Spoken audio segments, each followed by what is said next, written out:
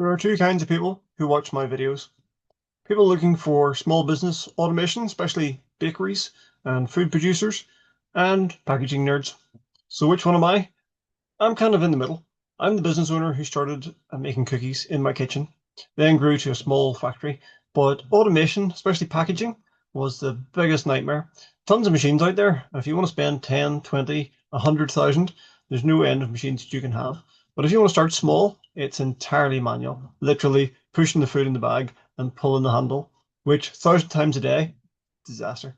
So if you want to see business automation for small businesses, not giant machines the size of your house, but small machines that are actually effective, then that's what my channel is all about, trying to find those machines and the packaging they work with. I also have a newsletter, comes out at 10 o'clock every Friday morning.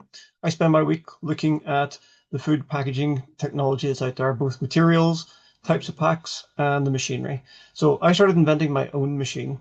So when I hit that roadblock, I just kept going for a while and then started building my own flow wrapper. So if you don't know what a flow wrapper is, it's the really big machines, and I'm talking minimum 3-4 meters long.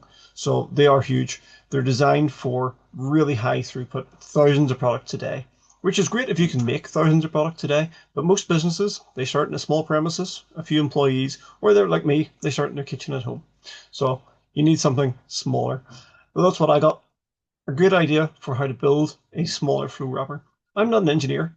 I've YouTubed it. It turned out to be massively difficult and taken me 4 years, but I've got there. The machine is nearly finished.